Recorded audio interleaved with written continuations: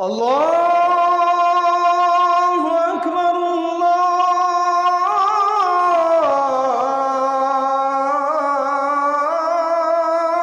আকবার। মজার বিষয় হচ্ছে কোরআন হচ্ছে কালামুল্লাহ। কোরআন মাখলুক না, কোরআন সৃষ্টি না, এটা বললে ঈমান থাকবে না। কোরআন হচ্ছে কালাম।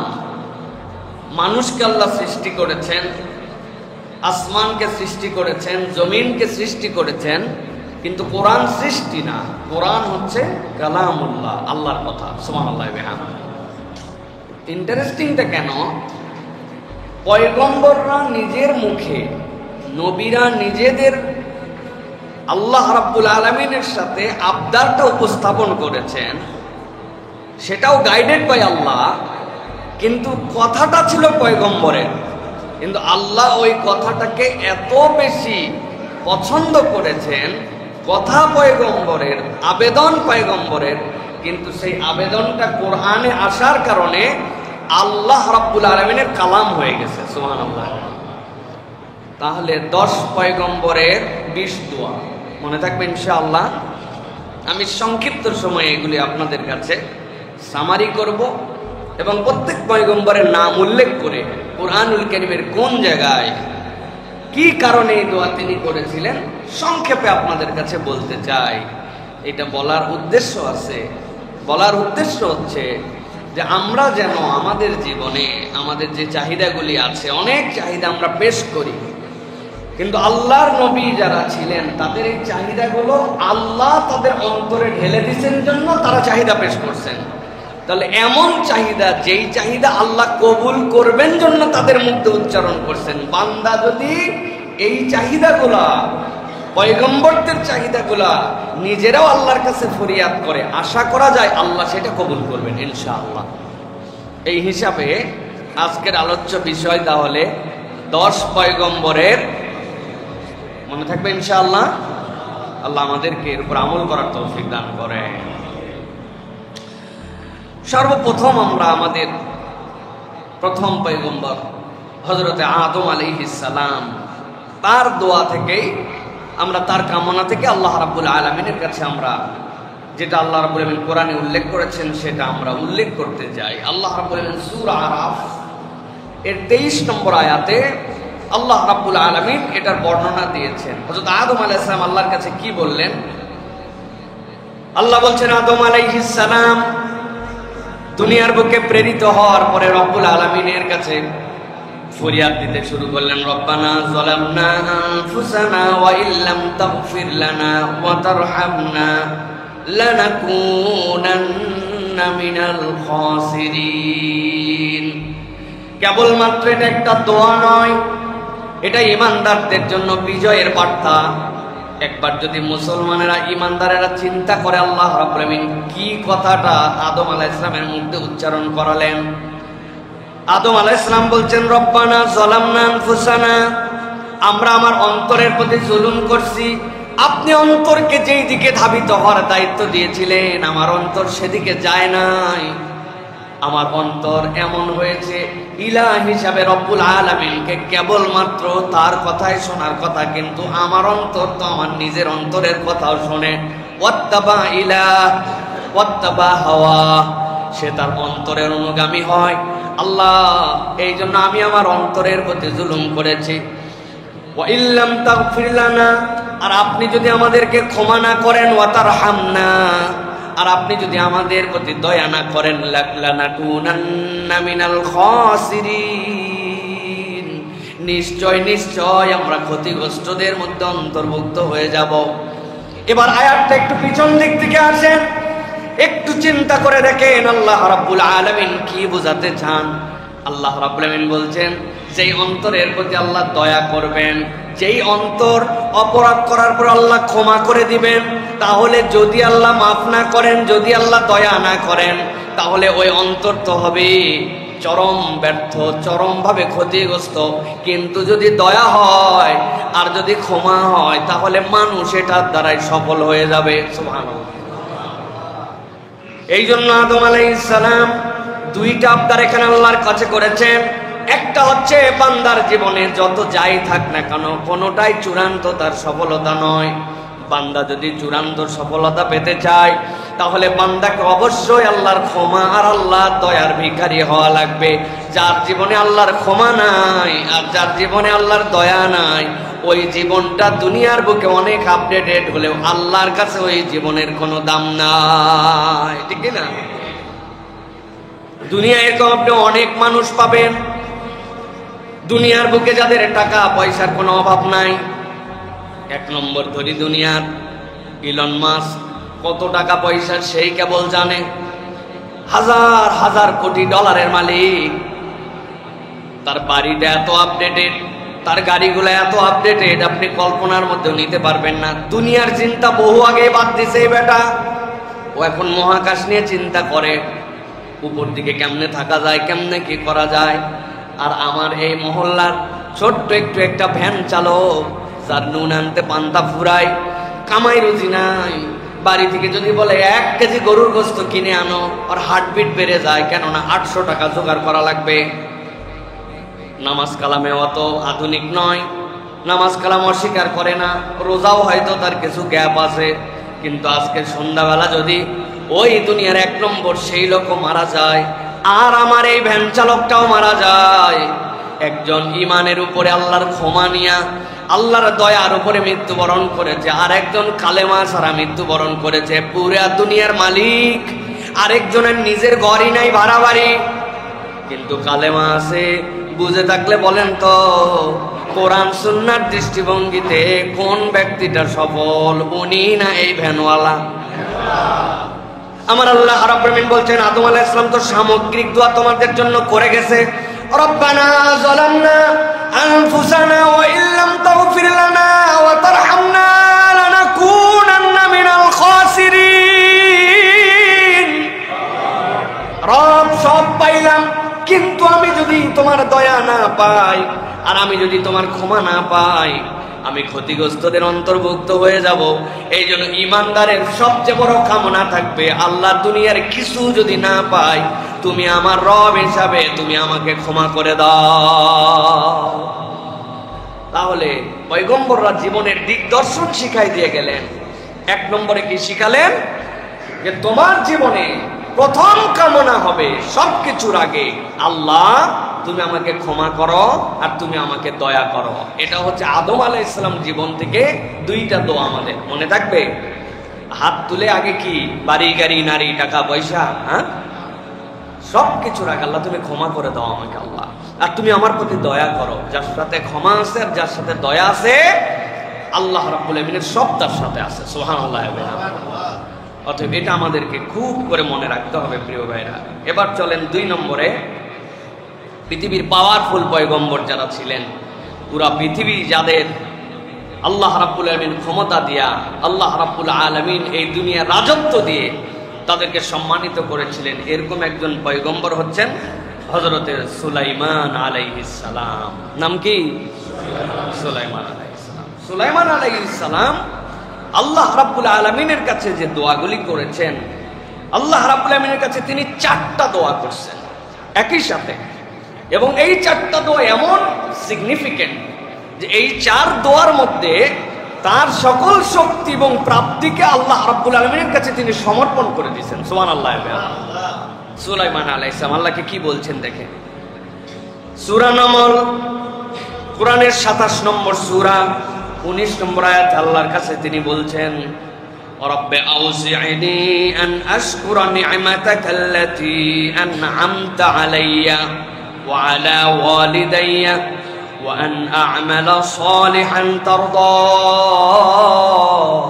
ও আমার আল্লাহ, তোমার কাছে আমি প্রথম যেটা চাই, তুমি আমাকে এমন একটা শক্তি দাও, আউজি'নি, আমাকে এমন একটা ক্ষমতা দাও।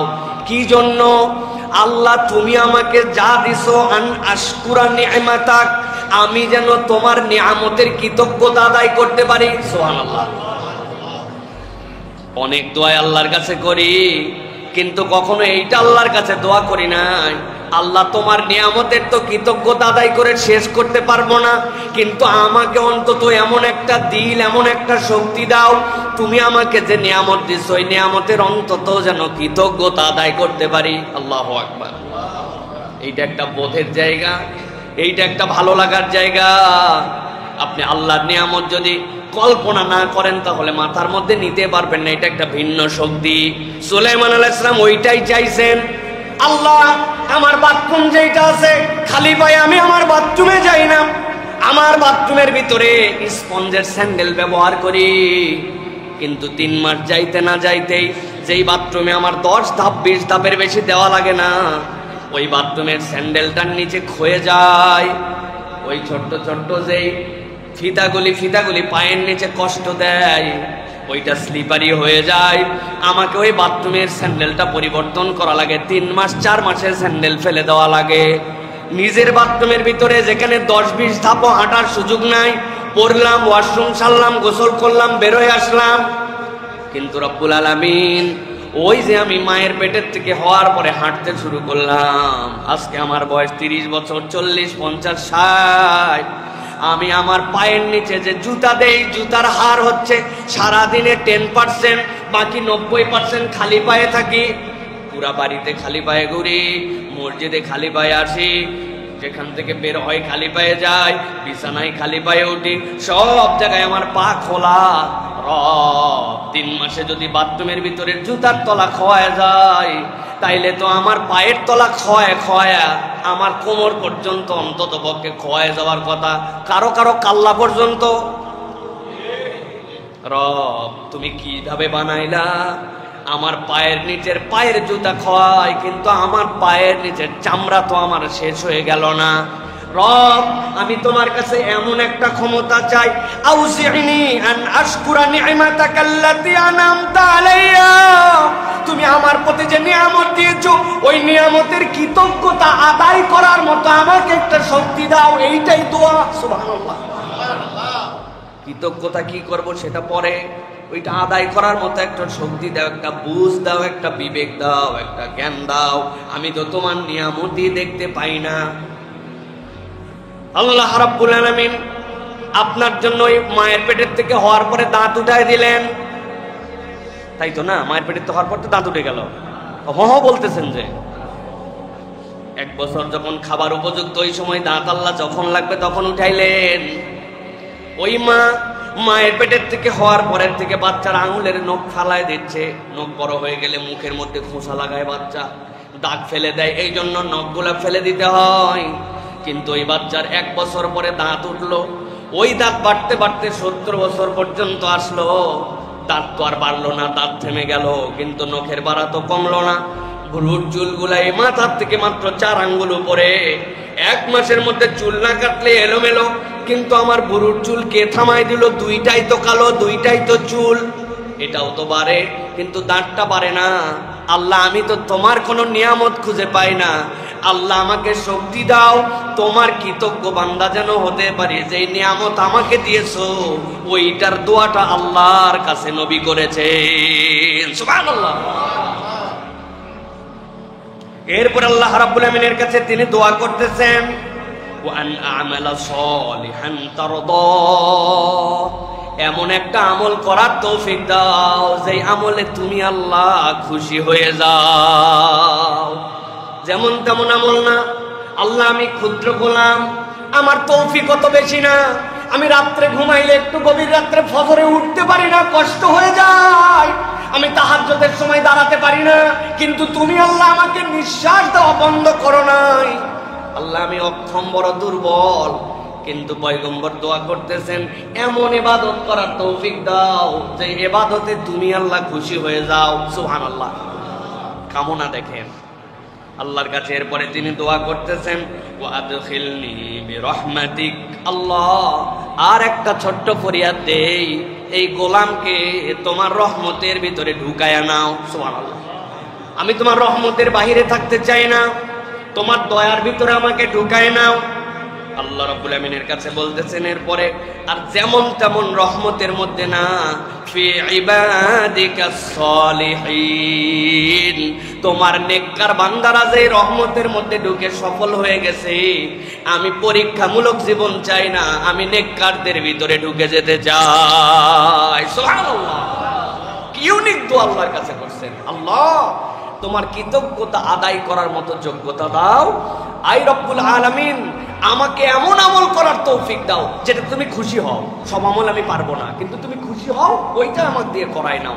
আর আল্লাহ আমাকে তুমি নেককারদের মধ্যে অন্তর্ভুক্ত করো, আর ওই নেককার যারা তোমার রহমতের মধ্যে ঢুকে গেছিল, আমি কোনো পরীক্ষা নিরীক্ষার মধ্যে নাই, গায়রিল মাগদুবি আলাইহিম ওয়ালাদ-দাল্লিন তাদের মধ্যে না, আল্লাযিনা আনআমতা আলাইহিম যাদের প্রতি তোমার অনুগ্রহ আসছে আল্লাহ তাদের মধ্যে আমাকে ঢুকায় না। বাস এইটুকু, আর কিছু লাগবে না আমার আল্লাহ। বাকিটা দিলে দাও, না দিলে না দাও। বাদ আছে কিছু? বাদ আছে কিছু? আর আল্লাহু আকবার। এই জন্য এইটা হচ্ছে নবীদের বুঝ, তারা আল্লাহ রাব্বুল আলামিন কর্তৃক গাইডেড, আল্লাহ কর্তৃক আল্লাহ রাব্বুল আলামিন তাদেরকে এটা শিখিয়েছেন। তাহলে এই জায়গায় পাইলাম কয়টা? 4টা। আগে ছিল কয়টা? 2 পয়গম্বরের 6টা। এবার চলেন হযরত নূহ আলাইহিস সালামের দোয়া। হযরত নূহ আলাইহিস সালাম one of the unique prophet of Allah. তিনি হচ্ছেন একমাত্র পয়গম্বর যিনি দাওয়াতের ক্ষেত্রে আল্লাহর কাছে একটা অ্যাপ্রোচ করেছেন যেটা কেউ করে না এর আগে। আল্লাহ বলেছেন ওয়াজআলনাল লাইলা লিবাসা, আমি রাতকে তোমাদের বিশ্রামের জন্য দিলাম। কিন্তু তিনি আল্লাহর কাছে বলছেন আল্লাহ ইন্নী দাউতু কওমি লাইলাও ওয়া নাহারা, আল্লাহ আমি কি মনে করছো রাত্রে শুইছি? আল্লাহ বিশ্বাস করো তুমি সব দেখেছো, তাও তোমার কাছে বলি আল্লাহ আমি রাত দিন কাজ করছি। আল্লাহ দিন রাত না, লাইলাও ওয়া নাহারা। কয় বছর? 950 বছর। কত বছর? 3.5 বছর নাকি? আমলেই নিলেন না, 950 বছর আমলেই লাগলো না। 950 বছর কোনো ব্যাপার হলো? 950 বছর আমাদের 10 পুরুষের সমান, তার চেয়েও বেশি। ইন্নী দাউতু কওমি লাইলা ওয়া নাহারা, আল্লাহ রাত দিন ডাকছি। এত ডাকলাম আল্লাহ, এই ডাকাতে কি হয়েছে জানো? ওরা 3টা কাজ করছে। 1 নম্বর, যতই ডাকছি তারা তত মুখ ফিরাইছে। মুখ এমনি ফিরাই নাই, আমারে দেখলেন আল্লাহ কাপড় দিয়ে মুখ ঢাকায় ফেলছে। আল্লাহ চেহারাও দেখবে না আমার। কি কষ্ট, একটা মানুষকে কি অপমান করতেছে যে সামনে দিয়ে যাচ্ছে। আল্লাহ আমি কথা বলতে শুরু করছি, সবগুলা কানের মধ্যে আঙ্গুল দিছে, দিয়ে আমার দিকে তাকে হা হা হা করছে যে তোর কথাই শুনবো না। আল্লাহ যত ডাকছি তত অবাধ্য হয়েছে, যত দয়া দেখাইছি তত বেশি বেয়াদবি করছে। কি দুঃখ! নূহ আলাইহিস সালামের আল্লাহর কাছে তিনি একটা ফরিয়াদ দিচ্ছেন। চিন্তা করেন, এই রকম ডাকার পরেও নিজেকে কিভাবে আল্লাহর কাছে নিবেদিত করতেছেন। নূহ আলাইহিস সালাম দোয়া করতেছেন। শিক্ষা কি? রব্বি ইন্নী আউযু বিকা আন আসআলাকা মা লাইসা লি বিহি ইলম, আল্লাহ আমি তোমার কাছে ক্ষমা প্রার্থনা করতেছি। কোন বিষয়ে? ওই বিষয়ে যেইটা আমি তোমার কাছে কামনা করি, কিন্তু সেই বিষয়ে আমার জ্ঞান নাই। যে বিষয়ে আমি জানি না আমার জন্য কি হবে, আমার জন্য জ্ঞান নাই, সেই বিষয়ের চাহিদা থেকে আমি তোমার কাছে পানাহ চাই। আল্লাহর কাছে কিভাবে নিজেকে সমর্পিত করে দিলেন। আল্লাহ আমি হয়তো জানি না এটা আমার জন্য কল্যাণ না অকল্যাণ, আমি তো ভূতের মতো খালি তোমার কাছে চেয়ে এটা চাইলে এটা আমাকে দিতেই হবে। আল্লাহ বলতেছেন পয়গম্বর শিখালো, আল্লাহ তোমার কাছে তো চাইবো, চাইলে তো তুমি দাও, কিন্তু এমন কিছু যেন না চাই যেটা আমার জ্ঞান নাই, এখান থেকেও তুমি আমাকে হেফাজত করো। এটাও স্বয়ং একটা দোয়া। আল্লাহু আকবার।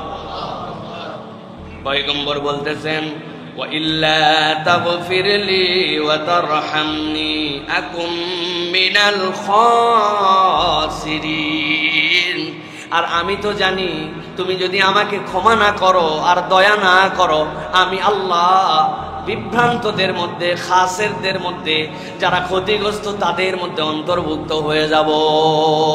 এই জন্য রব এমন কিছু চাওয়া থেকে আমাকে হেফাজত করো যেই চাওয়ার ব্যাপারে আমার কোনো জ্ঞান নাই, আমি যেন ভুল করে তোমার কাছে এমন কিছু না চাই যেটার দ্বারা আমি ক্ষতিগ্রস্ত হয়ে যাই। আল্লাহু আকবার। এইটা পড়লে আমার ছোটবেলার কথা আমার নিজের উপর মনে পড়ে। আব্বা কঠিন শাসন করতেন আমাদেরকে। 2-3টা বিষয় ছিল শাসনের, এর মধ্যে একটা হচ্ছে জামাতে নামাজ পড়া। আমি এর আগেও আপনাদের কাছে বলেছি, আমরা ছোটবেলার থেকে বড় হওয়াতে আমাদের বাড়িতে কোনো জায়নামাজ ছিল না। খুব আমরা ছোট থেকে কখনো আমাদের বাড়িতে জায়নামাজ দেখি নাই। আপনি অবাক হচ্ছেন হয়তো আমার কথা শুনে। আমার মার একটা পার্টি ছিল, মা পার্টিতে নামাজ পড়তেন, আর আমাদের বাড়িতে কোনো জায়নামাজ ছিল না। অথচ আব্বা প্রত্যেক বছর হজে যেতেন, প্রত্যেক বছর জায়নামাজ নিয়ে আসতেন, কিন্তু আমাদের বাড়িতে জায়নামাজ নাই। যে কয়টা ছিল আলমারিতে উঠানো ছিল। ব্যাপার কি? কারণ আমরা ছোটবেলায়, আমরা তখন 3 ভাই, পরে আমাদের 2 ভাই, 5 ভাই, আমরা জানতামই না যে বাড়িতে আবার ছেলে মানুষ নামাজ পড়ে। আমাদের কোনো প্র্যাকটিস ছিল না বাড়িতে। অনেক সময় সঠিক মতো নামাজ পাই নাই, জামাত পাই নাই, তাও আমরা মসজিদের বারান্দায় যাই নামাজ পড়ে বাড়িতে আসছি। আমরা বাড়িতে নামাজ পড়তাম না। আব্বার এটা ছিল কঠিন জায়গা। দুনিয়া একদিক, নামাজ একদিক, কোনো ছাড় বলে কোনো শব্দ নাই। আর এই মারছে আমাদেরকে একটু এলোমেলো হলে। কি এর এখনকার আদর! আমরা পিটনে মানুষ, কিসের আদর? মায়ের উপরে কোনো ওষুধ নাই। এখন মায়ের চলে গেছে, ওস্তাদদের হাত থেকে ছড়ি চলে গেছে, ছেলেপেলে অভদ্র হয়ে গেছে, ছেলেদের আর কোনো আদব নাই। প্রিয় ভাইয়েরা, তো এখন এটা বলার উদ্দেশ্য, 2-1বার রাগের মাথায় আমি আমার আব্বার নামে বদদোয়া করছি। তা আমার বাপ মরে গেলে আল্লাহ বাঁচি, হ্যাঁ সহ্য করা যায় এইভাবে। অল্প একটু নদীতে মাছ ধরতে গেছি, আসরের নামাজ হয়তো 2 রাকাত মাসবুক হয়ে গেছে, আব্বা দেখে ফেলছে 2 রাকাত পাই না। 2 রাকাত তুই পালি না কেন? নদীতে মাছ ধরার ওসিলায়, বিভিন্ন কারণে। তো এখন এটা বলার উদ্দেশ্য কি, আমি আমার বাপের বিপক্ষে কানতে কানতে বদদোয়া করছি, আল্লাহ আমার বাপ মরে যাবে। এখন বুঝেন তো, আল্লাহ যদি এই ফরিয়াদ কবুল করে, তাহলে আমার জন্য মুসিবত ছিল না? ছিল না? ছিল। আল্লাহ বলতেছেন, রব্বি ইন্নী আউযু বিকা আন আসআলাকা মা লাইসা লি বিহি ইলম। সামগ্রিক নবীর সাথে শানে নুজুল আছে, কিন্তু সামগ্রিকভাবে আল্লাহ বলতেছেন পয়গম্বরের দোয়া শিখালো, আল্লাহ যে বিষয়ে আমার জ্ঞান নাই, এরকম দোয়া যেন আমার মধ্যে না আসে। আল্লাহ, আল্লাহু আকবার। তুই মর, তুই মর। সন্তানের উপর রাগ করে বলে না, তুই মর, মর, তুই মরলে বাঁচি। ওই সন্তান বড় হয়ে দেখেন এমন কিছু হয়েছে, ওই বাপের মুখে হাসি ফুটাই দিছে। আল্লাহ, আমি যা জানি না, এরকম আবদার তো করে ফেলি, কিন্তু সাথে এই আবদারও দিয়ে রাখলাম যে বিষয়ে আমার জ্ঞান নাই, ওই ফরিয়াদ যেন তুমি কবুল করো না। আল্লাহু আকবার। পয়গম্বরদের দীক্ষা। এই জন্য আমাদের এই দোয়াটাও আল্লাহর কাছে করতে হবে। এটা পয়গম্বর আলাইহিস সালামদের থেকে আমাদের জন্য শিক্ষা। এটা গেল 7 নম্বর। যা জানি না তার কামনা থেকে মুক্তি চাই আল্লাহ। এবার চলেন নূহ আলাইহিস সালামের আরেকটা দোয়া আমরা দেখি। নূহ আলাইহিস সালাম আল্লাহর কাছে আরেকটা দোয়া করেছেন, রব্বিনসুরনি বিমা কাযাবুন। সূরা মুমিনুনের ভিতরে আসছে সেইটা। তিনি আল্লাহর কাছে বলেছেন, আল্লাহ তুমি আমাকে মিথ্যা প্রতারণা থেকে হেফাজত করো। হে আল্লাহ, তুমি আমাকে সহযোগিতা করো। বিমা কাযাবুন, তারা যে বিষয়ে আমাকে মিথ্যুক বলে, আল্লাহ সেখান থেকে তুমি আমাকে হেফাজত করো। আল্লাহ তুমি মানুষের সামনে আমাকে প্রতারক হিসাবে উপস্থাপন করো না, কেননা তারা মিথ্যা অপবাদ আমাকে দিচ্ছে। আল্লাহ তুমি এই মিথ্যা অপবাদ থেকে আমাকে বাঁচাও। আমাদের জীবনে এরকম কেস আছে কিনা ভাই? তুই নিছিস আমার যতটুকু ধারণা। তাছাড়া আমার কলম এখানে রাখছিলাম, তুই শয়তানি করিস মাঝে মাঝে, অথচ সে জানেই না, কিন্তু তার আচার আচরণ ফ্রেন্ডলি, তার কালচারের কারণে তারে দোষ দিয়ে দিছে। হয় না এরকম আমাদের জীবনে? এটা ছোট্ট মাইনর, কিন্তু এটা মেজর পর্যন্ত হয় যে আমি এরকম কোনো কিছুর সাথে সম্পৃক্তই নয়, কিন্তু আমাকে মিথ্যা মামলার মধ্যে ফাঁসায় দিছে, মিথ্যা প্রতারণার মধ্যে দিয়ে দিছে। আছে না ভাই এরকম? আপনাকে পাওয়ার পার্টির পছন্দ হয় নাই, আপনারা সুন্দর করে রাজাকারের লিস্টের মধ্যে ঢুকাই দিছে, অথচ নিজেরা বগলের নিচে রাজাকার নিয়ে ঘুরছে। আছে না এরকম? এটা আমি বাংলাদেশের কথা বলতেছি না, এটা অন্য দেশের কথা বলতেছি।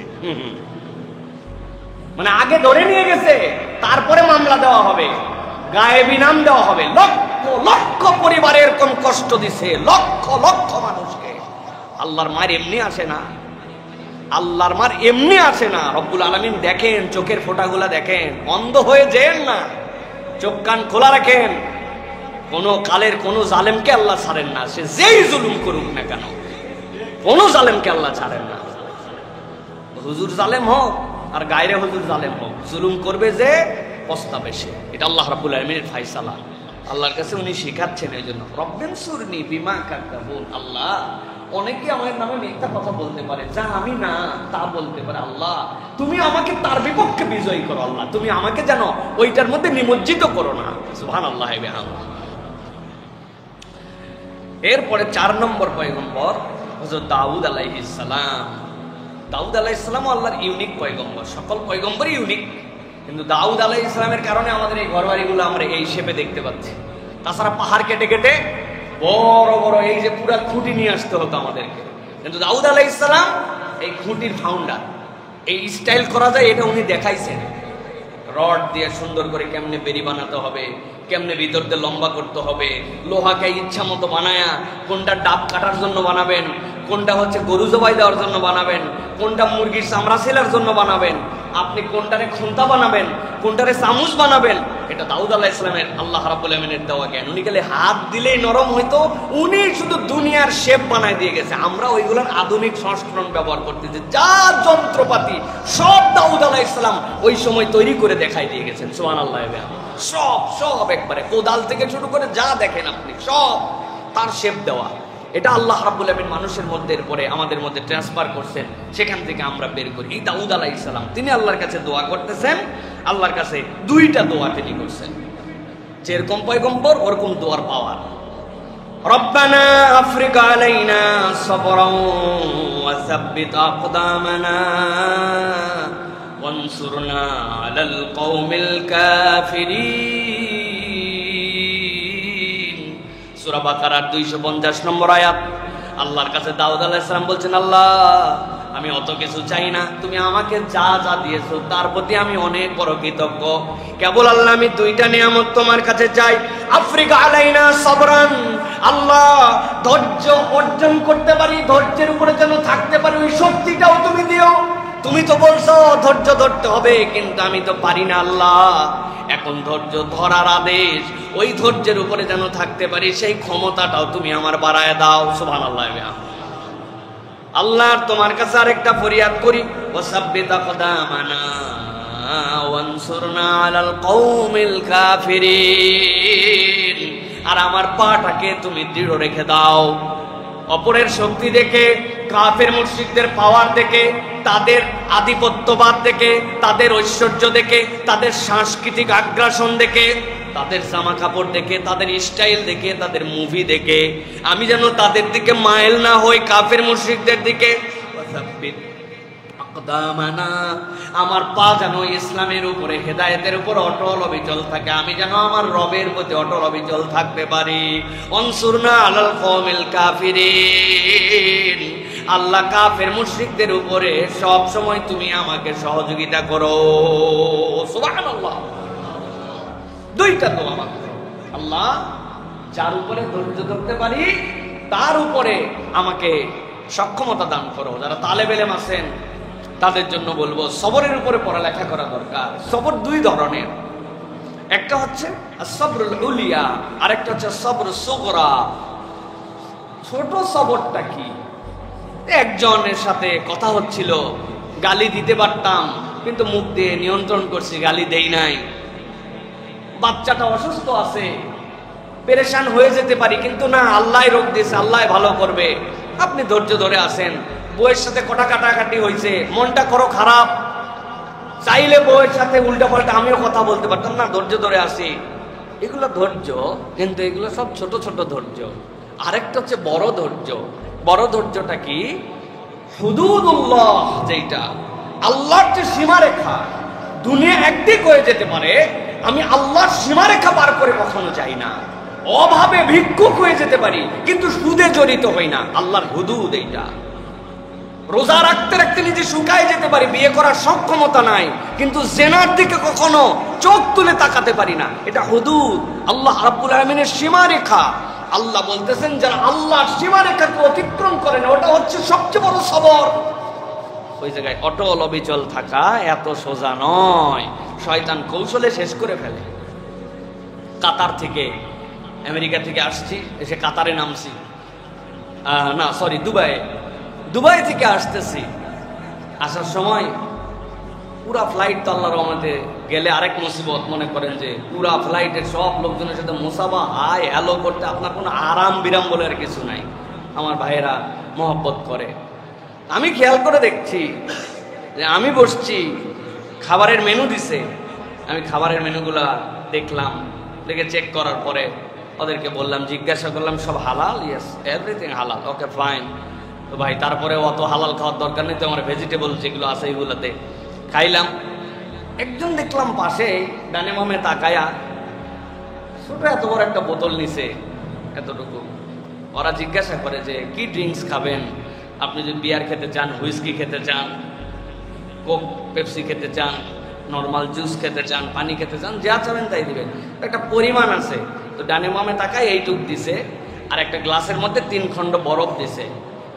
আমি জানি ওই ছেলের ছবি আমি তুলবো না, কিন্তু ওই ছেলের ছবি ছাড়াই আমি ওইটা ছবিটা তুলে রাখছি আমার কাছে, যে এই ছেলেটা যে এই ফ্লাইটের সময়টুকুতে ওইখানেও খায় নাই, দেশেও হয়তো খাবে না, কিন্তু এই যে ছোট্ট এক পেগ এই পরিমাণ হারাম সেটার সাথে জড়িত হয়ে গেল। মনে করলো প্লেনের উপরে 39,000 ফিট উপরে, ডানে বামে কোনো সিনা লোক নাই, হয়তো আল্লাহর ফেরেশতারাও নিশ্চয় নিচে রয়ে গেছে, ওদের তো টিকিট নাই, কিরামান কাতিবিন তারা নিচে আছে, আবার নিচে নামলে তারপরে দেখা যাবে। এই জন্য ওই জায়গায় এক পেগ হুইস্কি খেয়ে নিল, এক পেগ রাম খেয়ে নিল। কেন খাইলো ভাই? এটা হচ্ছে এই যে দাউদ আলাইহিস সালামের দোয়া, যেটা ওয়াসাব্বিত আকদামানা, আমার পাকে অবিচল রেখো আল্লাহ। রাত্রে যখন ঘরে যাই এমন হারাম হয় যে সময় কেউ দেখে না, মনে করি আল্লাহর কাছে এই শক্তি চাওয়াটা অনেক বড় একটা উপায় আমাদের নিজেদের আত্মনিয়ন্ত্রণের জন্য। আমরা গুনাহ থেকে বাঁচতে চাই, কিন্তু গুনাহ থেকে বাঁচার জন্য যে আমার মন লাগবে, শক্তি লাগবে, আল্লাহ এই শক্তিটা আমাকে দান করো, এই দোয়া করি নাই। দোয়ার ইউনিকত্ব আছে। এই জন্য এই দুইটা দোয়া আমাদের করতে হবে, ধৈর্যের শক্তি, হেদায়েতের উপরে অটল এবং অবিচল। এটা গেল 4 নম্বর পয়গম্বর পর্যন্ত 10টা দোয়া। এবার হযরত ইউসুফ আলাইহিস সালাম, দুনিয়ার দ্বিতীয় সুন্দরতম পয়গম্বর মুহাম্মদুর রাসূলুল্লাহ সাল্লাল্লাহু আলাইহি ওয়াসাল্লাম 1 নম্বর, হযরত ইউসুফ আলাইহিস সালাম 2 নম্বর, 3 নম্বরে হযরতে কি আমাদের পয়গম্বর আল্লাহ তাকে অসুস্থতা দান করেছিলেন আইয়ুব আলাইহিস সালাম, 3 নম্বর সুন্দর পয়গম্বর। ইউসুফ আলাইহিস সালাম আল্লাহ রাব্বুল আমিনের কাছে দোয়া করেছেন, আল্লাহ তোমার কাছে আমি অনেক কিছু চাই না, তুমি আমার জন্য 3টা নিয়ামতকে স্পেশাল করো। আল্লাহ কোরআনে উল্লেখ করেছেন, রব্বি কদ আতাইতানি মিনাল মুলকি ওয়া আল্লামতানি মিন তাউইলিল আহাদিস। রব্বুল আলামিন তুমি আমাকে এমন একটা জ্ঞান দিয়েছো, ওই জ্ঞানটার উপরে তুমি আমাকে রাখো তাউইলিল আহাদিস। আমি কত কথা যেটা মানুষ বোঝে না, বাহ্যিক সেন্স একরকম, ওইটার আভ্যন্তরীণ জ্ঞানটা একরকম। আল্লাহ তুমি আমাকে তাওবিলিল আহাদিস দাও, স্বপ্নের ব্যাখ্যায় কেবল নয়, সূক্ষ্মাতি সূক্ষ্ম জ্ঞান, যেটার দ্বারা রব্বুল আলামিন আমি সঠিক বিচার করতে পারি, এই জ্ঞানটুকু আমাকে দাও। সূক্ষ্ম চিন্তা শক্তি, এইটা আল্লাহর বড় একটা নিয়ামত, সকলের মধ্যে থাকে না। দুনিয়ার মানুষ চোখ বন্ধ করলে সামনে বন্ধ হয়ে যায়, কিন্তু সব মানুষের চোখ বন্ধ হলে সামনে বন্ধ হয় না। 50 বছর সামনে দেখতে পায়, আছে না? কয় আহারে আমার দাদা যদি এই জায়গায় 2টা খালি দোকান কিনে রেখে যায়, তো ওই সময় 100 টাকা করেও দোকানের দাম ছিল না, কিন্তু বেচারি বোঝে নাই, আফসোস করেন এরকম নাতিরা। আবার অনেক লোক আছে এমন সময় এমন কাজ করছে, মানুষজন বলছে পাগল ছাড়া এটাও কেউ করতে পারে না, কিন্তু ভবিষ্যতে যাওয়ার পরে দেখা গেছে ওনার চোখ বন্ধ করার পরে 100 বছর পরে দেখার ক্ষমতা ছিল। আছে এরকম মানুষ?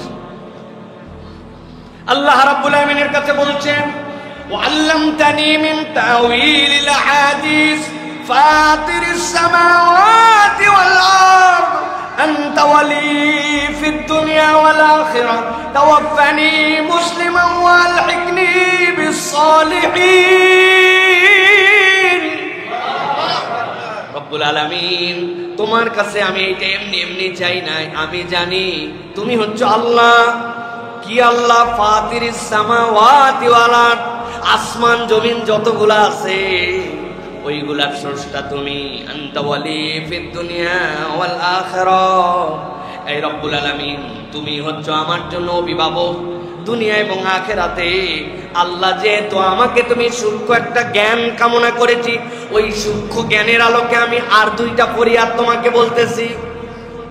এমন রাজত্ব দাও যেই রাজত্ব দিয়ে সবার উপরে আমি দেখাতে পারবো আমি কি। এমন জ্ঞানের কথা দিব যেটার প্রভাবে মানুষ যেন অস্থির হয়ে যায়। না না না, আমরা যখন এক্সট্রাঅর্ডিনারি কিছু পাই তখন আমাদের মুডটা এরকম হয়। তিনি নিরেট দুইটা সব জিনিস আল্লাহর কাছে চাইলেন, ওয়াতাওয়াফানি মুসলিমা, আল্লাহ আমাকে মুসলমান হিসাবে একটু মৃত্যু দিয়ে দিও। সুবহানাল্লাহ। ওয়ালহিকনি বিসসালিহিন, আর নেককারদের নামের সাথে আমার নামটা একটু উঠায় রেখো। মৃত্যু চাই মুসলিম হিসাবে। মুসলিম হিসাবে তো বহুত কেউ মরবে, কিন্তু আল্লাহ নেককারদের তালিকায় রাখো, যেই তালিকায় যাওয়ার পরে আল্লাহ তুমি জিজ্ঞাসা করবে না, হিসাব দাও, আল্লাহর কাছে হিসাব দাও, ইকরা কিতাবাক। ওই তালিকা আমি চাই না, আল্লাহ হিসাব সবার হবে, কিন্তু আল্লাহ আমাকে বিনা হিসাবে যাদেরকে নেককারের তালিকায় তুলছো, ওই তালিকায় মুসলমান হিসাবে মৃত্যুই নাই, কেবল ওই তালিকায় আমাকে রেখো। সুবহানাল্লাহ। বলেন, বুকে হাত দিয়ে বলেন, কয়জন আমরা আল্লাহর কাছে এই দোয়া করি, আল্লাহ মুসলমান হিসাবে আমার মৃত্যু দিও, কালেমার মৃত্যু দিও। বলি না? বলি, কিন্তু কালেমার মৃত্যুই কেবল কামনা নয়। ওয়ালহিকনি বিসসালিহিন, আমাদেরকে নেককারদের ভিতরে ঢুকায় না, তাদের কোনো হিসাব হবে না। আল্লাহ নবী সাল্লাল্লাহু আলাইহি ওয়াসাল্লাম বলেছেন, কাউকে যদি আল্লাহ বলেন হিসাব দাও, ওটাই তার জন্য শেষ, সে হিসাব দিতে পারবে না। এই জন্য নবীজি দোয়া করতেন, আল্লাহুম্মা হাসিবনি হিসাবান ইয়াসীরা, আল্লাহ তুমি আমার হিসাব সহজ করে দাও। মুফাসসিররা ব্যাখ্যা করেছেন, তাফসীরে তাবারির ভিতরে দেখবেন, তাফসীরে কবীরের ভিতরে দেখবেন, হাসিবনি হিসাবান ইয়াসীরা মানে আল্লাহ তুমি আমাকে বিনা হিসাবে তুমি আমাকে জান্নাত দাও। সুবহানাল্লাহ। এটা পয়গম্বরদের দোয়া। তাহলে পয়গম্বর কি দোয়া করছেন? আল্লাহ আমাকে সূক্ষ্ম জ্ঞান দাও, আল্লাহ তুমি আমাকে মুসলমানের মৃত্যু দাও, আর আল্লাহ তুমি আমি নেককারদের মধ্যে অন্তর্ভুক্ত করে দাও। সুবহানাল্লাহ। তাহলে এই গেল 13টা। এবার চলেন 6 নম্বরে, হযরত ঈসা আলাইহিস সালাম, আল্লাহ রাব্বুল আমিনের বড় মহব্বতের পয়গম্বর, মায়ের কোলের মধ্যে কথা বলা পয়গম্বর, দুনিয়াকে উলট পালট করে দেওয়া পয়গম্বর ঈসা আলাইহিস সালাম আল্লাহ রাব্বুল আমিনের কাছে দোয়া করেছেন। এমন একটা দোয়া করেছেন যেই দোয়াটা আল্লাহর নবী পর্যন্ত এত পছন্দ করেছেন। একটা রাত, সারা রাত আল্লাহর নবী নামাজের মধ্যে একটা আয়াত পড়ে পড়ে এইটা পড়েই পার করে দিয়েছেন। আল্লাহু আকবার। আল্লাহর কাছে দোয়া করতেছেন ঈসা আলাইহিস সালাম, আল্লাহ তুমি আমাকে ইউনিক বানাইছো, বাপ দেও নাই, মায়ের গর্ভে দিছো, সেই মায়ের কোলের মধ্যে কথা বলাইছো, জাতিকে বিভ্রান্ত করে আমাকে তোমার কাছে তুলে নিছো। কি ইউনিক পয়গম্বর, কিন্তু কি নিবেদন আল্লাহর কাছে। আল্লাহর কাছে বলছেন, ইন তুআযিবুহুম ফাইন্নাহুম ইবাদুক ওয়া ইন তাগফির লাহুম ফাইন্নাকা আনতাল আজিজুল হাকীম। আল্লাহ আমার উম্মতের জন্য আর কি তোমার কাছে বলবো, তুমি এমন রব, তুমি যদি তাদেরকে শাস্তি দাও তোমাকে ঠেকাবে, তোমার কাছে বারণ করবে এরকম কোনো শক্তি নাই। আর আল্লাহ তুমি যদি তাদেরকে মাফ করে দাও, কেউ এসে জিজ্ঞাসা করবে তোমাকে কেন মাফ করলে, এই শক্তিও কারণে আল্লাহ। আল্লাহর কাছে এমন ভাবে বিনয়ী হলেন, আল্লাহর কাছে তিনি চাইলেন। এইটা মূলত আল্লাহর নবীর একটা দোয়া, তিনি আল্লাহর ক্ষমতাকে হৃদয় দিয়ে অনুভব করার নিবেদনটা আল্লাহর কাছে করেছেন। আমার আল্লাহ কি করতে পারেন? সাহাবী বললেন, ইয়া রাসূলুল্লাহ, আপনি রাত্রিবেলা দেখলাম সেই ইশা থেকে ফজর পর্যন্ত একটা আয়াতই পড়লেন, ব্যাপারটা কি? বলে, আমি আমার উম্মতের জন্য ঈসা আলাইহিস সালামের এই দোয়াটুকুকে আশ্রয় করে করে আল্লাহর কাছে সারা রাত কেঁদেছি, আল্লাহ আমার উম্মতকে তুমি মাফ করে দাও। হযরতে রাসূলুল্লাহ সাল্লাল্লাহু আলাইহি ওয়াসাল্লাম বলছেন, ফজরের সময় জিবরাইল আমিন আমার কাছে আসছেন, আসার পরে বলতেছেন, ও আল্লাহর হাবিব, আল্লাহ আপনার দোয়াকে কবুল করে নিছেন। সুবহানাল্লাহ। তবে একটা শর্ত কেবল দিয়েছেন, আপনার উম্মত যদি আল্লাহর সাথে শিরিক না করে, আল্লাহ রাব্বুল আলামিন আপনার উম্মতের বাকি সব গুনাহ চাইলে মাফ করে দিবে। কি অনুভব, এর মধ্যে তো কোনো কামনা নাই, অনুভব আছে আল্লাহর কাছে। ইনতু আযিবহুম ফাইন্নাহুম ইবাদ। আল্লাহ তুমি যদি শাস্তি দাও, কারো বাপের ক্ষমতা আছে বলবে, আল্লাহ কারো কিছু বলার নাই। ওয়া ইন তাগফির লাহুম, আর যদি তুমি তাদেরকে ক্ষমা করে দাও, ফাইন্নাকা আনতাল আজিজুল হাকিম, তুমি তো মহা পরাক্রমশালী, মহাজ্ঞানী, এটা তোমার ব্যাপার আল্লাহ। কোনো দোয়া নাই কিন্তু এর মধ্যে, কিন্তু অনুভব আছে আল্লাহ তোমার পাওয়ার কত বড়। আল্লাহর কাছে এমন নিবেদন দিয়েছেন নবীজি এই দোয়ার দ্বারা উম্মতের গুনাহ খাতা মাফ করাই দিয়েছেন। সুবহানাল্লাহ। ভাইরা, আল্লাহ রাব্বুল আলামিনের পাওয়ার, আল্লাহর ক্ষমতা, এটা অনুভব করা, এটা হৃদয়ের মধ্যে ধারণ করা, এটাও একটা কামনা। এটা ঈসা আলাইহিস সালাম আমাদেরকে শিখিয়েছেন। এবার চলেন 7 নম্বরে, হযরতে ইয়াকুব আলাইহিস সালামের দোয়া। আল্লাহর কাছে ইয়াকুব আলাইহিস সালাম একটা কথা বলেছেন, যেখানে তিনি মূলত 3টা অনুভবের কথা কেবল আল্লাহর কাছে সমর্পণ করে দিয়েছেন। সূরা ইউসুফ, কোরআনের 12 নম্বর সূরা 86 নম্বর আয়াত, সেখানে ইয়াকুব আলাইহিস সালাম দোয়া করতেছেন, ইন্নামা আশকু বাসি ওয়া হুজনি ইলাল্লাহ ওয়া আ'লামু মিনাল্লাহি মা লা তা'লামুন। আয় রব্বুল আমিন, আমার দুঃখের কোনো শেষ নাই। আমার যে সন্তানকে তারা হারায় দিল, আমি জানি এই সন্তানকে বাগে খায় নাই। আয় আল্লাহ, আমার চোখ তো সাদা হয়ে গেছে, আর চোখে পানি নাই, কাঁদতে কাঁদতে শেষ হয়ে গেছে, তার মা অসুস্থ হয়ে গেছে, আর কোথায় আমি যাব? বৃদ্ধ মানুষ, তাদের সাথে বিরোধিতাও করতে পারি না। আল্লাহ, আমি তোমার কাছে ফরিয়াদ দিলাম, ইন্নামা আশকু, আমার যত অভিযোগ, বাসি দুঃখ, ওয়া হুজনি আমার বেদনা, ইলাল্লাহ, আর দুনিয়ায় কাউকে বলবো না, এগুলো সব আমার আল্লাহর কাছে। সুবহানাল্লাহ ওয়া বিহামদিহি ওয়া আ'লামু মিনাল্লাহি মা লা তা'লামুন। আল্লাহর চেয়ে বেশি কে জানে? তোমরা কিছুই জানো না, আল্লাহ সব জানেন।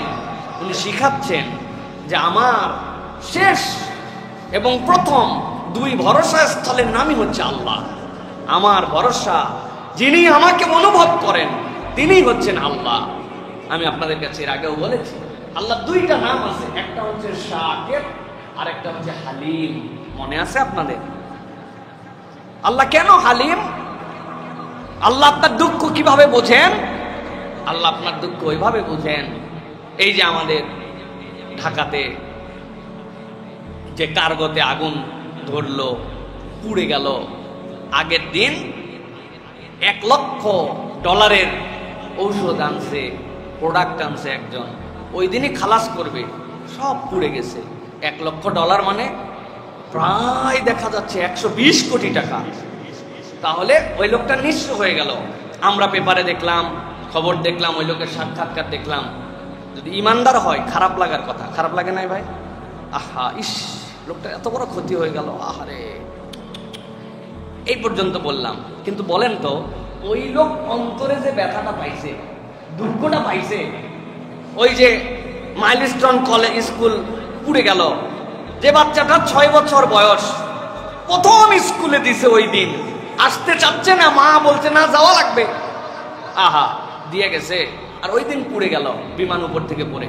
আমরা দেখে চোখের অনেকের পানি ফেললাম, দুঃখে বুকটা ফেটে গেল, আহা হা হা করে আফসোস করলাম।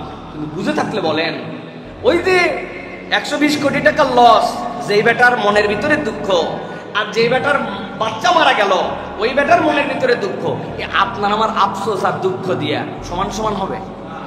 বুঝলেন না? হবে। ভালো করে মনে রাখেন, হালিম মানে কি? বান্দার মনের দুঃখ যতটুকু, কষ্ট যতটুকু, যেই আল্লাহ ঠিক ততটুকু পারফেক্ট অনুভব করার যোগ্যতা রাখেন, তিনি আল্লাহ, তিনি হালিম। সুবহানাল্লাহ। আল্লাহ এই জন্য বলছেন, আমার নাম হালিম। তুমি আমার কাছে বলতেছো, আল্লাহ আমার দুঃখ, আমার বেদনা, আমার কষ্ট কেবল আমার আল্লাহর কাছে। এটা যদি কেউ একবার দিয়ে দিতে পারে, দয়ার সাগর রব ওই বান্দাকে কখনো ফিরাবেন না। সুবহানাল্লাহ।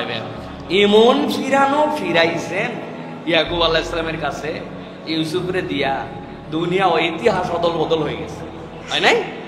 আল্লাহ ফিরাই দিয়েছেন। প্রিয় ভাইরা, এই জন্য আমাদের অভিযোগ, দুঃখ, বেদনা আল্লাহর কাছে বলার জন্য আমাদেরকে শিখাচ্ছেন পয়গম্বররা। এটা গেল আমাদের 15 নম্বর। এবার 8 নম্বর পয়গম্বর হযরত ইব্রাহিম আলাইহিস সালাম। ইব্রাহিম আলাইহিস সালাম আল্লাহ রাব্বুল আলামিনের কাছে অনেকগুলো ইউনিক দোয়া করেছেন। ইব্রাহিম আলাইহিস সালামের দোয়া ছিল ভীষণারি দোয়া। ইব্রাহিম আলাইহিস সালামের দোয়া মাত্র কবুল হয়েছে, মানে ইব্রাহিম আলাইহিস সালাম দোয়া করছেন আর 4500 বছর পরে কবুল হয়ে গেছে। বুঝলেন না কত কাছাকাছি? মানে দোয়া করছেন 4500 বছর পরে কবুল হয়ে গেছে ইব্রাহিম আলাইহিস সালামের দোয়া। তাহলে কিরকম পয়গম্বর?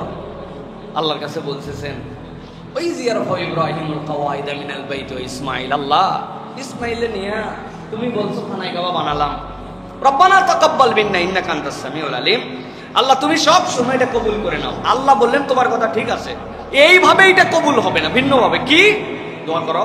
মনের মধ্যে আল্লাহ উদয় করে দিলেন, রব্বানা ওয়া বা'স ফীহিম রাসূলাম মিনহুম ইয়াতলু আলাইহিম, আল্লাহ এমন একটা পয়গম্বর পাঠান।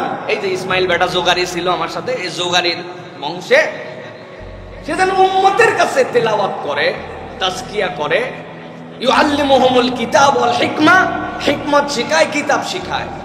ইসমাইল আলাইহিস সালাম নিয়ে কাবা নির্মাণের পরে আল্লাহর কাছে দোয়া করে বেচারি দুনিয়া থেকে চলে গেছেন পয়গম্বর। এরপরে ইসহাক আলাইহিস সালামের বংশ থেকে কত পয়গম্বর আসছে, সিয়ার আলাইন নুবালার ভিতরে আসছে, এর সংখ্যা কেউ বলতে পারে না। এত নবী রাসূল আল্লাহ দিছে 4500 বছরে। আর মানুষ ভুলেই গেছে যে ইসমাইল নামে একজন পয়গম্বরের আবার সিলসিলা চালু আছে, এর বংশধারা আছে। বিখ্যাত বিখ্যাত লোক থাকলে বোঝা যায় যে আমার বংশটা অমুক আসছে, তমুক আসছে, এ আসছে, কিন্তু এই বংশধারায় তো কোনো পয়গম্বর নাই। 4500 বছর পরে একজন আসছেন, উনার নাম হচ্ছে মুহাম্মদুর রাসূলুল্লাহ। এমন সূর্য যে সব কিছু নিচের গুলো অন্ধকার হয়ে গেছে, আর কোন পয়গম্বরের নাম না নিলেও চলবে। আল্লাহ এমন এক পয়গম্বর পাঠাইছেন ইসমাইল আলাইহিস সালামের বংশ থেকে। ওই 4500 বছর আগের দোয়া আল্লাহ কবুল করছেন মুহাম্মদ সাল্লাল্লাহু আলাইহি ওয়াসাল্লামকে দিয়ে। সুবহানাল্লাহ। আমাদের কথা নয়, নবীজি বলছেন আমি আমার আব্বার দোয়ার ফসল। আমি 2 জন জবেহকৃত পিতার থেকে বেঁচে আসা সন্তান। একজন তাল্লাহুলিল জাবিন, কাত হয়েই গেছিল, চালায়েই দিছিল, আল্লাহ বলছেন হয়ে গেছে, কবুল হয়ে গেছে, আর লাগবে না। আরেকজন 10 10 10 10 10 10 করে আব্দুল মুত্তালিব 100 উট, আর আব্দুল্লাহ 100 উট জবাই করা লাগছে। তারপরে আব্দুল্লাহ বাঁচছেন। আল্লাহ নবী সেখান থেকে বলছেন 2 জন প্রায় গেছিল, একজন শুয়ে গেছিল, আরেকজনকে কুরবানি দেওয়ার আমার দাদা নিয়তি করছিল। 2 জনের থেকে আল্লাহ বাঁচায় মুহাম্মদুর রাসূলুল্লাহ, সাইয়্যিদুল আম্বিয়া, খাতামুন নবিয়্যিন, ইমামুল মুরসালিন। আপনার আমার রাসূল সাল্লাল্লাহু আলাইহি ওয়াসাল্লামকে পাঠালেন। ভীষণারি দোয়া। আমরা অনেক সময় চিন্তা করি এই দোয়া আমার জন্য করে গেলাম, কি হবে না হবে। আপনি তো বুঝবেন না, আপনার কাজ দোয়া করে যাওয়া। আপনার নাতি 100 বছর পরে এমন আল্লাহ হয়তো একজন ব্যক্তি, যুগ শ্রেষ্ঠ আলেম ওই বংশ থেকে পাঠাবেন। আপনার এই দোয়া আল্লাহ কবে কবুল করবেন উনি জানেন। ইব্রাহিম আলাইহিস সালাম হুদা মিসা মিল্লাত আবিকুম ইব্রাহিম হন নাই, হুদা মিসা মুসলমানদের জাতির পিতা উনি হন নাই, এইটা উনি জানতেন। আল্লাহ রাব্বুল আমিন গাইডেড হিম, আল্লাহ তাকে জানাইছেন এইভাবে। হযরত ইব্রাহিম আলাইহিস সালাম দোয়া করতেছেন, রব্বি জাআল হাযাল বালাদা আমিনা ওয়াজনুবনি ওয়া বানিয়া আন না'বুদাল আসনাম। আল্লাহ তোমার কাছে ফরিয়াদ করলাম, আমি কেবল আমার জন্য নয়, এই জনপদটাকে তুমি নিরাপদ করে দাও। ইমানদাররা যে জনপদে থাকবে, মুমিনরা যে এলাকায় থাকবে, ওই এলাকার নিরাপত্তার দোয়া করাও পয়গম্বরের শিক্ষা। সুবহানাল্লাহ। এই জন্য প্রিয় ভাইয়েরা, নিজের এলাকার জন্য নিরাপত্তার দোয়া করা, নিজের জনপদের নিরাপত্তার দোয়া করা। আর আল্লাহ ওয়াজনুবনি ওয়া বানিয়া আন না'বুদাল আসনাম, আল্লাহ আমাকে বাঁচায় রাখো, আমার সন্তানদেরকে বাঁচায় রাখো মূর্তি পূজা থেকে। এটার থেকে যেন আমরা দূরে থাকি, এইটার থেকে আমাদেরকে বাঁচানো আল্লাহ তোমার কাছে ফরিয়াদ দিলাম আমরা। প্রিয় ভাইয়েরা, এই সকল মূর্তি পূজার বিপক্ষে যারা কথা বলে, এই সকল মূর্তি পূজারীদের কার্যক্রমের বিপক্ষে যারা কথা বলে, যারা মূর্তি পূজার সহ এই সকল কার্যক্রমের অন্তরালে দেশকে অস্থিতিশীল করতে চায়, যারা মুসলমানদেরকে নিয়ে ছিনিমিনি খেলতে চায়, ওই ইমামদেরকে তারা টার্গেট করে, ওই ইমামদেরকে তারা গায়েব করে দেয়, ওই ইমামদেরকে তারা হুমকি দেয়। মুসলমানের দেশে আমাদেরকে এটা দেখতে হচ্ছে, দেখছেন না আপনারা? এই জন্য আমরা বলতে চাই, এদেশের স্বাধীনতা, সার্বভৌমত্ব, এদেশের মুসলমানিত্ব, ওলামায়ে কেরাম হচ্ছেন এদেশের অতন্দ্র প্রহরী। দুনিয়ার মানুষ একদিকে চলে যেতে পারে, হক্কানি রব্বানি ওলামায়ে কেরাম কখনো এই পথ ছেড়ে যাবে না। এই জন্য তারা বুঝেছে যে কাদেরকে আক্রমণ করতে হবে। আমরাও আমাদের পক্ষ থেকে আহ্বান জানাই, যারা এই সকল অন্যায় করতেছে, দুষ্কৃতিকারী, এদেরকে আইনের আওতায় এনে কঠোর শাস্তির মুখোমুখি করতে হবে। এদেশে আমরা অবাক করা কিছু জিনিস দেখেছি। এদেশে বড় বড় বিভিন্ন ধরনের কেস কামারি হয়েছে, তাতে বহুত মানুষজন তাদের সাজা পেয়েছে, কিন্তু আমরা কখনো দেখি নাই কোনো মামলায় কোনো আসামিরা তাদের বিপক্ষে রায় যাওয়ার পরে প্রসিকিউটরকে, উকিলকে, ওই মামলা পরিচালনাকারীকে হত্যার টার্গেট নিয়েছে। এটা আমরা দেখি নাই।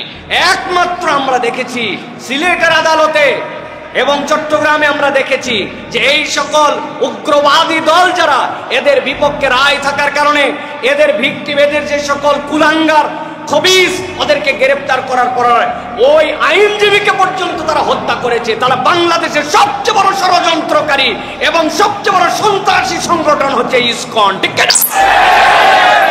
আমরা মুসলমানরা যদি এদের বিপক্ষে কথা না বলি, আমরা যদি সচেতন না হই, এদের আস্ফালন অনেক দূরে যাবে। এরা মনে করছে যে এদেরকে ধরার মতো কেউ নাই, কিন্তু মনে রাখবেন, ধরে না ধরে না ধরে না, ধরলে আল্লাহ ছাড়ে না। মুসলমানরা বলে না বলে না বলে না, কিন্তু মুসলমানরা বলা শুরু করলে এদেশে আপনাদের অস্তিত্ব থাকবে না, ঠিক না? আমরা আপনাদের সাথে সহনশীল ভাবে থাকতে চাই। কোন সাম্প্রদায়িক উস্কানিতে আমরা বিশ্বাস করি না। কোন সংখ্যালঘুদেরকে আক্রমণ করবে, ইসলাম এটাকে হারাম করে দিয়েছে। মুসলমানরা তাদের জান মালের নিরাপত্তা দিবে, কিন্তু আপনি যদি এইগুলার আড়ালে উগ্রতাবাদ ছড়ান, এইগুলার আড়ালে যদি জঙ্গিবাদ করেন, এইগুলার আড়ালে যদি ইমামদেরকে টার্গেট করেন, মুসলমানদেরকে টার্গেট করেন, তাহলে আমরাও বলে দিতে চাই, এই দেশের কমসে কম 4 লক্ষ মসজিদ আছে। এই 4 লক্ষ মসজিদের 8 লক্ষ ইমাম মুয়াজ্জিনকে শহীদ করার পরে এই দেশে আপনার স্বপ্ন বাস্তবায়ন হবে। এর আগে ইনশাআল্লাহ বাস্তবায়ন করতে দেওয়া হবে না। স্পষ্ট বার্তা সরকারের কাছে, দ্রুত এটার পদক্ষেপ নেন। একটা লোক ঢাকার পাশের থেকে আসমানে করে উড়ে চলে গেল সীমান্তবর্তী জেলায়, আর দেশের প্রশাসনের আইন শৃঙ্খলার 7-8 লেয়ারের বিভিন্ন ধরনের লোকজন কোনো খবর রাখলো না দেশে। তাহলে আমাদের নিরাপত্তা কোথায়? দেশে আমাদের নিরাপত্তা তাহলে কোথায়? আপনারা এটার বিপক্ষে অবস্থান গ্রহণ করেন। তাছাড়া মানুষ কিন্তু 2-2 4-এর হিসাব মিলাচ্ছে। আপনারা আপনার উর্দির সম্মান ফিরায় নিয়ে আসেন। এই উর্দি পরে যত অপকর্ম করেছেন, যত মিথ্যা মামলা দিয়েছেন, যত ক্রস ফায়ার করেছেন, যত মানুষের থেকে ঘুষ খেয়েছেন, যত মায়ের বুকের কান্না দিয়েছেন, যত মানুষকে অন্যায্যভাবে দিন রাত নির্যাতন করেছেন, আয়না ঘর বানিয়েছেন, নানান জুলুম করেছেন, মানুষ এইগুলো ভুলে যায় নাই। মানুষ বাংলাদেশের সহনশীল পর্যন্ত চুপ করে আছে। তাছাড়া আপনাদেরকে চিবায়ে খেয়ে ফেলতো মানুষ, ঠিক না? মানুষ এখন পর্যন্ত কিছু বলে নাই। অতএব আপনারা সতর্ক হন। এখনো হেদায়েতের আপনাদের সুযোগ আছে। আমাদেরকে খালি ওয়াজ করেন, আপনারা ধৈর্য ধরেন, সবর করেন। আমরা তো ধৈর্য ধরার উপরে আছি, আমরা তো কখনো উগ্রতা করি নাই। আমরা সবসময় মানুষদেরকে শান্ত হওয়ার কথা বলি, কিন্তু আপনারা কেন আগুনের মধ্যে ঘি ঢালেন? এই ক্ষেত্রে আপনাদেরকে সতর্ক হতে হবে। আল্লাহ আমাদেরকে বোঝার তৌফিক দান করুন। প্রিয় ভাইরা, ইব্রাহিম আলাইহিস সালামের পরে হযরত মূসা আলাইহিস সালাম 9 নম্বর পয়গম্বর, তিনি আল্লাহর কাছে ছোট্ট একটা দোয়া করেছেন। সূরা কাসাস 23 নম্বর আয়াত। আল্লাহর কাছে তিনি বলছেন, রব্বি ইন্নী লিমা আনজালতা ইলাইয়া মিন খায়রিন ফাকির। এই আয়াতের উপরে আমার একটা খুতবা আছে, দেখে নেবেন সুযোগ থাকলে। শুধু এক আয়াতের উপরে আল্লাহর কাছে তার নিবেদন, রব্বুল আলামিন, ক্ষুদ্র থেকে ক্ষুদ্র আমার জন্য তুমি যেই অনুগ্রহটাই করো না কেন, তোমার কোন অনুগ্রহ আমার জন্য ছোট নয়। আল্লাহ, তুমি যা দয়া করেছো সব দয়ার আমি ফকির, তোমার কাছে মুখাপেক্ষী। তোমার কোন দয়া ছোট না আল্লাহ, তোমার সকল কল্যাণের মুখাপেক্ষী আমি। আল্লাহর কাছে কিভাবে নিবেদিত হওয়া যায়? হযরতে মুসা আলাইহিস সালাম এটা শিখিয়েছেন। অতএব আল্লাহর কাছে আমাদেরকে নিবেদিত হতে হবে এবং আল্লাহর প্রাপ্তিতে খুশি প্রকাশ করতে হবে, খুশি এজহার করতে হবে।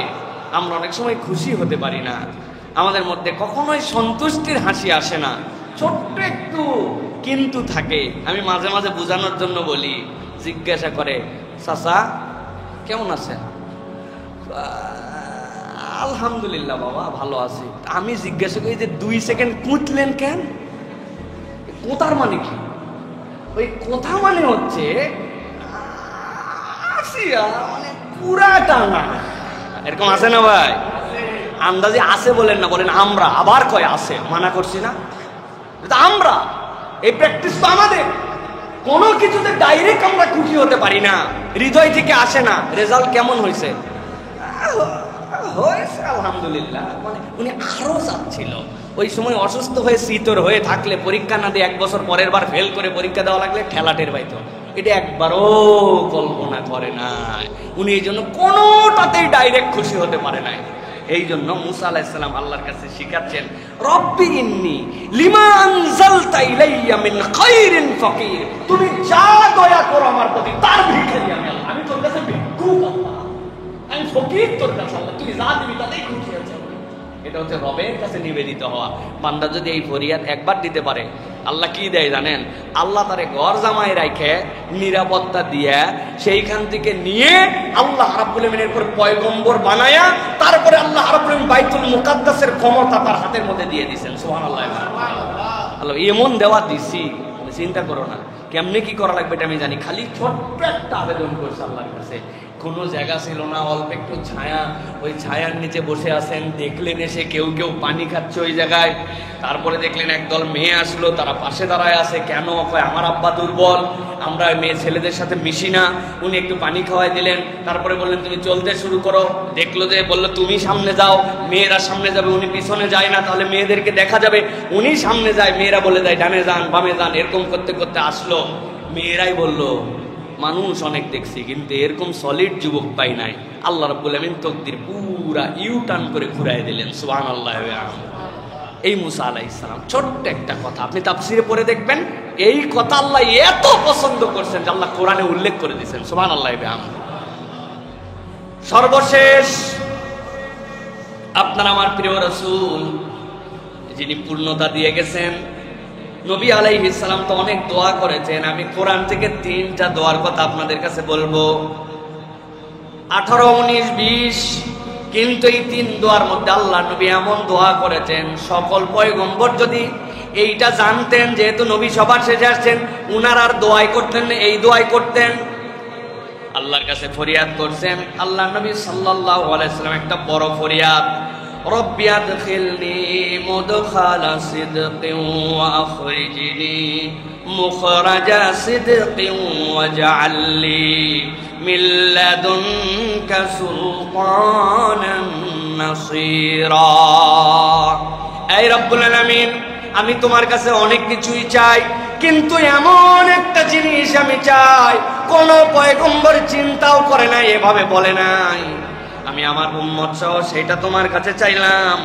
আল্লাহ আপনি আমাকে সত্য সহ প্রবেশ করান, আপনি আমাকে সত্য সহ বের করেন। আমি কোনো অবস্থাতেই মিথ্যার সাথে থাকতে রাজি নাই।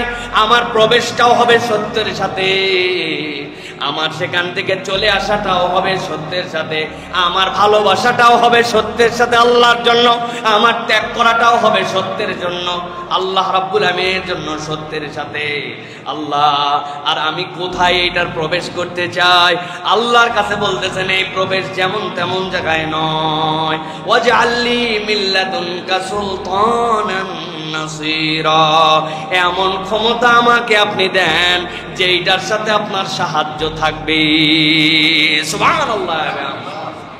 ওই ক্ষমতা চাই না যেই ক্ষমতা আমাকে জিল্লতে নিয়ে আসে, যেই ক্ষমতা আমাকে মিসগাইড করে ফেলে, যেই ক্ষমতা আমাকে আমার জায়নামাজ থেকে উঠানোর পরেও চোখ দিয়ে হেদায়েত দেখতে দেয় না, যেই ক্ষমতা আমাদেরকে আলেম ওলামাদেরকে ফাঁসির কাস্টে ঝুলাতে একবারও দ্বিধা করে না।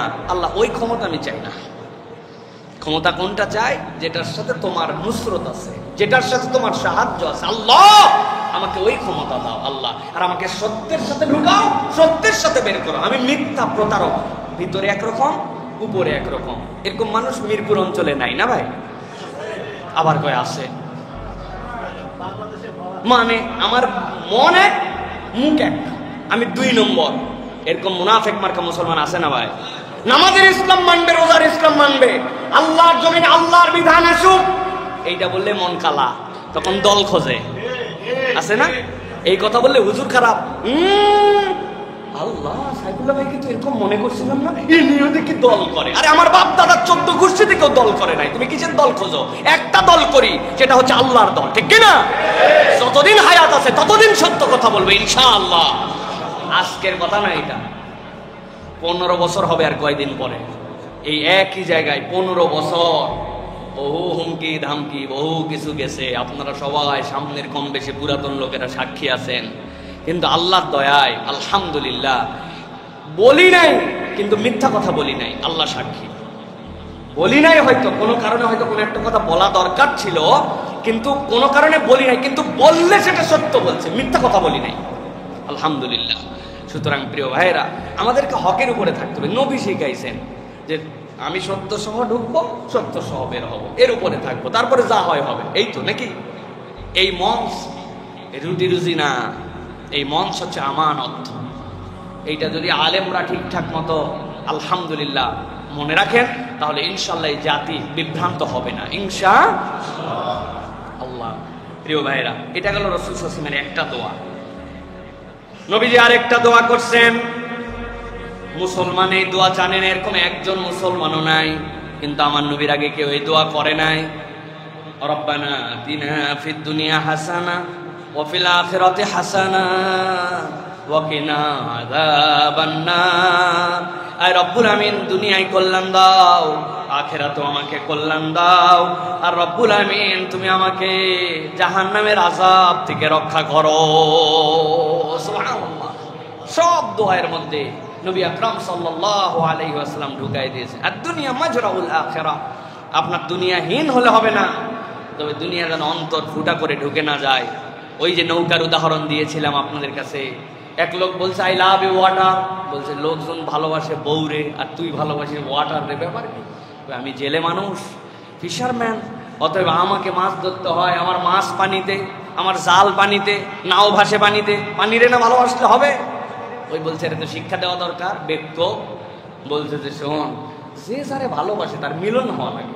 তুই থাকিস এত উপরে বইটা ধরে, তোর পানি থাকে নিচে, মিলন না হলে হয়? কয় তাই তো, কি করা লাগবে? শাবল দিয়ে নৌকার তলা ফুটা করছে, গল গল গল গল করে পানি উঠতেছে, কয় এই যে তোর মিলন হবে এখন। বুঝে থাকলে বলেন তো, এই যে নৌকার তলা ফুটা করে যদি পানি উঠে, মিলন হবে না ডুবন হবে? কথা বললেন না? মিলন হবে না ডুবন হবে? ডুবন হবে। এখন সালাফরা বলতেছেন দুনিয়া লাগবে, কিন্তু অন্তরটা ছিদ্র করে দুনিয়া ঢুকাই দিও না, দিলে দুনিয়া আখিরাত ডুবে যাবে। আর দুনিয়া যতটুকু লাগে ততটুকু নাও। ইমাম ইবনুল কাইয়্যিম একটা উদাহরণ দিয়েছেন, আহা, আমাদের সালাফরা কত বিচক্ষণ ছিলেন। বলছেন তুমি তোমার ছায়াকে যদি ধরতে যাও, কোনো দিন তুমি তোমার ছায়াকে ধরতে পারবে না। পারবেন ভাই? মানে আপনার পিছন থেকে ছায়া, আপনি খালি ছায়ার পিছে দৌড়াচ্ছেন, পারবেন? পারবেন না, ছায়া ধরতে পারবে না। কিন্তু তুমি তোমার নিজেকে যদি চিনে ফেলো, তাহলে তোমার সাথে সাথে ছায়া তোমার সাথে সাথেই ঘুরবে, তোমারে ধরা লাগবে না, ও তোমারে ছাইরেই যাবে না। তুমি যদি আল্লাহকে চিনো, পরকালমুখী জিন্দেগি চাও, দুনিয়া তোমার কাছে অটোমেটিক আসবে মিয়া, তোমার ছায়া তো তোমার সাথে। কিন্তু এখন তুমি ছায়া ধরতে লাগছো, তাহলে তো তোমার দুনিয়াও বরবাদ, আখিরাতও বরবাদ। এই জন্য বুঝে নিয়ে এইটা আমাদের জন্য দোয়া করতে আমার প্রিয় ভাইয়েরা। আরেকটা দোয়া সূরা মুমিনুনের মধ্যে আসছে, 23 নম্বর সূরা 94 নম্বর আয়াতের মধ্যে, রব্বি ফালা তাজআলনি ফিল কওমিজ জালিমিন। আল্লাহ তুমি আমাকে জালেমদের মধ্যে অন্তর্ভুক্ত করো না। নবীজি এটা খুব ভয় পাইতেন, খুব। এই জন্য নবীজি বলছেন তোমার ভাইকে তুমি জালেম মাজলুম উভয় অবস্থায় হেল্প করো। ইয়া রাসূলুল্লাহ, জালেম অবস্থায় হেল্পটা বুঝলাম না। মজলুম একজন মাইর খাচ্ছে, আমি যাই মারবে না, জালেম অবস্থায় আবার কেমনে? মানে লাঠি ভেঙে গেছে, আমি আরো মোটা লাঠি ধরাই দিছি, ভাই আপনার মনে হয় মাইরে আরাম হচ্ছে না, এটা দিয়ে হাঁকান। নবীজি বুঝলাম না তো। নবী করিম সাল্লাল্লাহু আলাইহি সাল্লাম বলছেন আনতামনাউক, তুমি নিষেধ করবে তোমার জালেম ভাইকে তার জুলুম যেন সে করতে না পারে, এটাই হচ্ছে জালেমের জন্য সহযোগিতা। মানে তুমি দেখছো, দেখে চুপচাপ চলে গেছো, উল্টা আবার তাও দিয়ে গেছো। তাও দিয়ে যাওয়া বুঝেন? বাসে করে যাচ্ছে, রাস্তার পাশে গন্ডগোল, বেচারি বাসের মধ্যেই, কিন্তু স্লো স্লো বাস যাচ্ছে, ওখান থেকে ঝাঁকি দিছে, এই তোদের হাত থাকতে মুখ দিয়ে কিরে লাগা লাগা বলে দিয়ে চলে গেছে।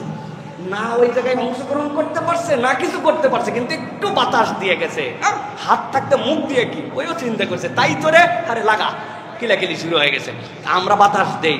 নবী করিম সাল্লাল্লাহু আলাইহি ওয়াসাল্লাম বলছেন, তোমার জালেম যে ঠেকাও, ওরে জুলুম করতে দিও না, এটাই তার জন্য সহযোগিতা। কেননা ইমানদার তো জুলুম করলে জাহান্নামে যাবে, তুমি ওরে ঠেকাইছো, আল্লাহ রাব্বুল আমিন তোমাকে এর উজরত দান করবেন। সুবহানাল্লাহ। এই জন্য জালেমদের অন্তর্ভুক্ত হওয়া যাবে না, কোন জুলুমের পক্ষ নেওয়া যাবে না, কোন জালেমের পক্ষ নেওয়া যাবে না। আল্লাহর কাছে তো যাওয়া লাগবে। দুনিয়ায় আদর্শ নীতি, নেতাগিরি, দলবাজি, চাটুকরি আল্লাহ দেখবে না। চোখ কান খোলা রাখেন, আল্লাহর সাথে হিসাব বরাবর করেন। আপনি হাজার কিছুর পরে আপনার দলের দোষ আপনি দেখতে পারেন, আপনি তো মানুষ না, আপনি দলদাস, ঠিক কিনা? মুসলমান কোন দলদাস হতে পারবে না, মুসলমান সবসময় ন্যায়ের উপরে থাকবে। এটা নবী করিম সাল্লাল্লাহু আলাইহি ওয়াসাল্লাম শিখিয়ে গেছেন। তাহলে এই 20টা দোয়া মনে থাকবে ইনশাআল্লাহ। আরেকবার কি সামারি বলে দিব? 1 নম্বরে ক্ষমা, 2 নম্বরে দয়া, 3 নম্বরে শাকের, 4 নম্বরে নেককার, সন্তুষ্টির নিমিত্ত, 5 নম্বর রহমতের কোলে থাকা, 6 নম্বর নেককারদের অন্তর্ভুক্ত হওয়া, 7 নম্বর যা জানি না তার কামনা থেকে মুক্তি, 8 নম্বরে মিথ্যা মামলা প্রতারণা থেকে আল্লাহর কাছে হেফাজত, 9 নম্বরে ধৈর্যের শক্তি কামনা, 10 নম্বর হেদায়েতের উপর অটল অবিচল থাকা, 11 নম্বর সূক্ষ্ম চিন্তা শক্তির কামনা করা, 12 নম্বর মুসলিম মৃত্যু, 13 নম্বর ভালোদের দলভুক্তি, 14 নম্বর আল্লাহর ক্ষমতাকে অনুভব করা, 15 নম্বর অভিযোগ দুঃখ বেদনা আল্লাহর কাছে উপস্থাপন করা, 16 নম্বর জনপদকে নিরাপত্তার জন্য দোয়া চাওয়া, 17 নম্বর আল্লাহর দেয়া সবকিছুতেই খুশি থাকা, 18 নম্বর এমন ক্ষমতা যার সাথে আল্লাহর সাহায্য থাকবে, 19 নম্বর দুনিয়া আখিরাত উভয়ের কল্যাণ, 20 নম্বর জালেম সম্প্রদায়ের ভেতরে আমাদেরকে অন্তর্ভুক্ত করবেন না। আল্লাহুম্মা আমিন।